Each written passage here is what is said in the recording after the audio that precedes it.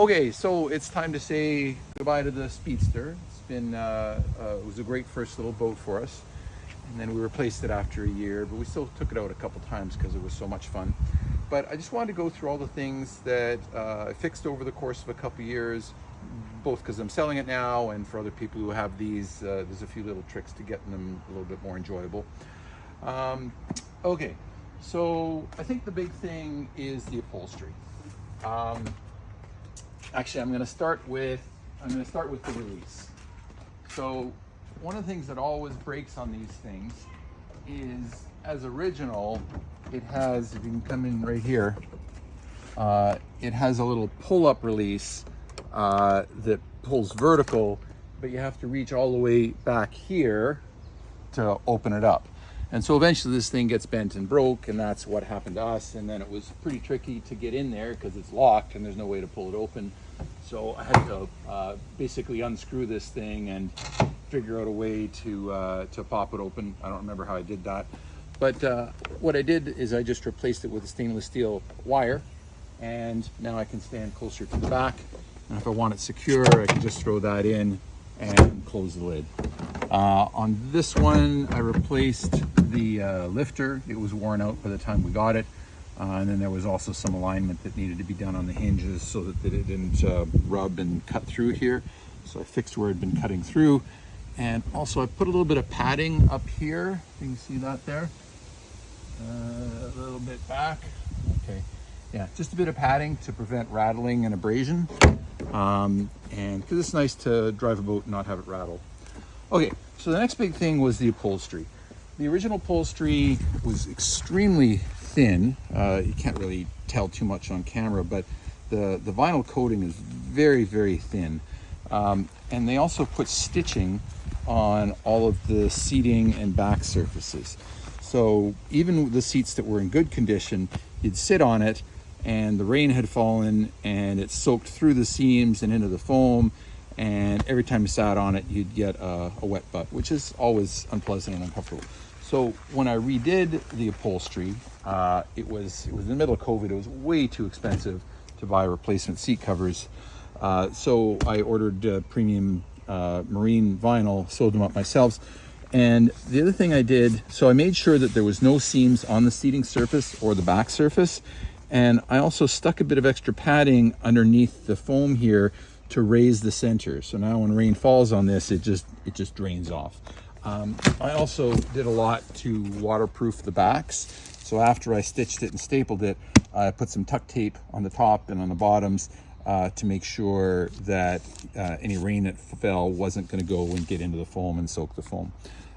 Bit of industrial vinyl there, and I kept the original latches. So that's a pretty meaningful improvement because dry seats are nice, and it's nice if they're built to last. Had to cut down one of these to make it fit in there.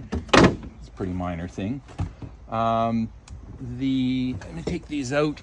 The battery bracket that comes with these is pretty flimsy, so I made some improvements in that area. So you stay there. So there's a pretty flimsy piece of something, I forgot what it was, that came with it. So I replaced it with a heavy-duty aluminum extrusion, and I made these big square wing nuts to make it easier to tighten down. And there's a bit of thick rubber there to hold it down as well. What else is to say in here? The mounting bolts for the drive unit were loose. I took two people to get in there. They have kind of a hot glue material on top. You have to pluck that off and tighten them top and bottom because you can't really tighten them the bottom or the nuts just spin.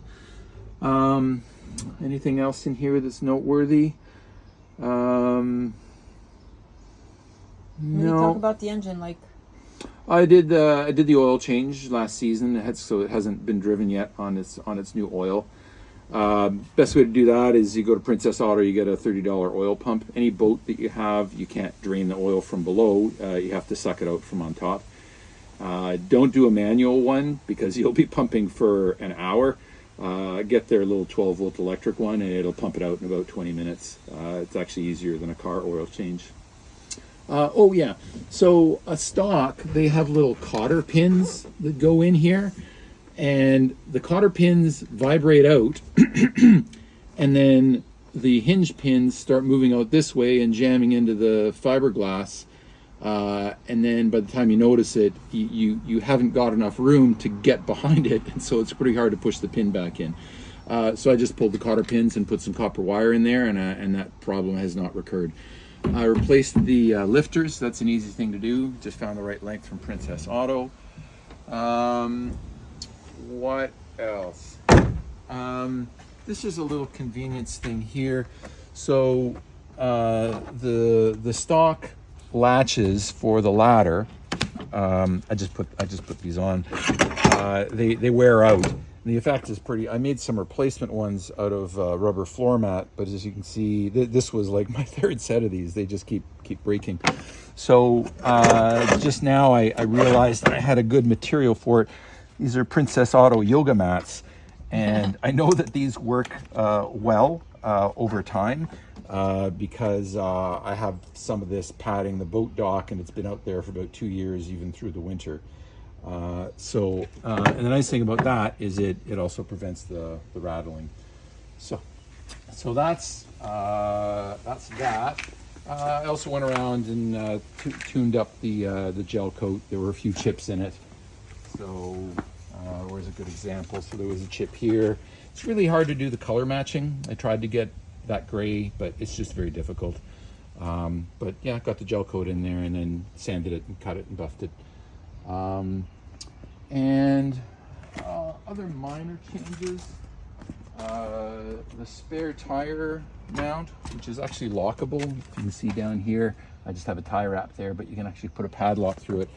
It was mounted vertically, which was not very, it was kind of in the way of loading the boat. So I mounted it below there for convenience. I also redid all the wiring of the trailer because the wiring was rotted out.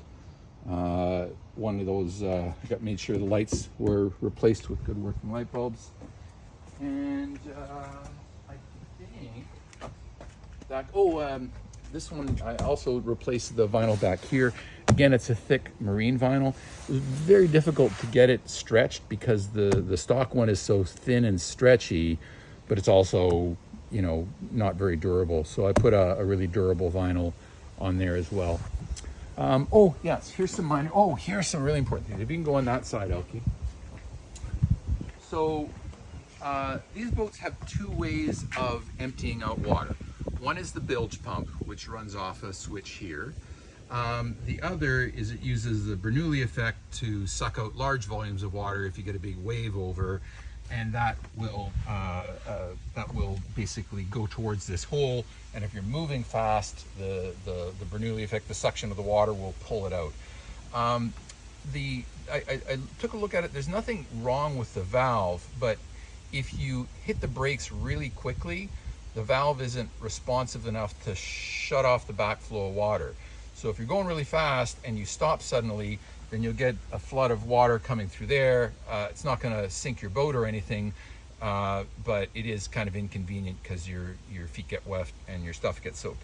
And so the best solution to that was I just put together a cork and some rubber tubing and some plastic tubing. It's a very unusual diameter. I looked all over to find a plug for it, and it was just impossible, so I had to make my own.